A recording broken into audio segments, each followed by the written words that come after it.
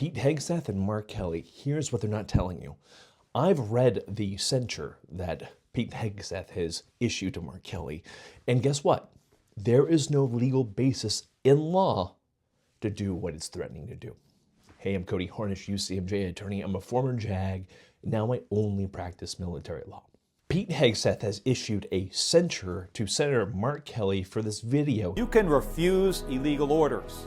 You can refuse illegal orders. Now, a censure is performative. It absolutely has no negative basis in law to affect Senator Kelly or any retired military personnel. But it threatens to reopen his retirement grade determination to potentially lower his rank and his retired pay.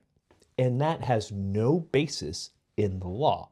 It can't do that. The statute they're pointing to is 10 U.S.C. 1370, and this only allows for retired grade reductions based on whether an officer's active duty service in grade was satisfactory at the time they were in service. They can't be reduced for later misconduct. They cannot be reduced for actions they took while in retirement. It is solely and only based on whether they served satisfactorily in service while on active duty.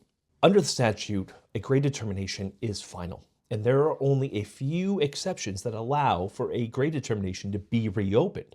And those are these three exceptions. And then there's this one.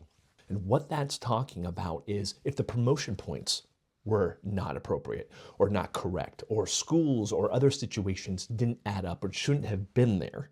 It is about what happened in service at the time, the facts surrounding that individual, not for misconduct during retirement.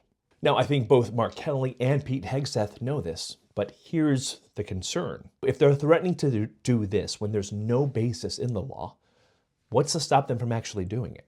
Well, it would be overturned later in a federal claims court. It would, absolutely. It would be arbitrary and capricious because there is no basis in law. There's no statutory justification or jurisdiction over this action.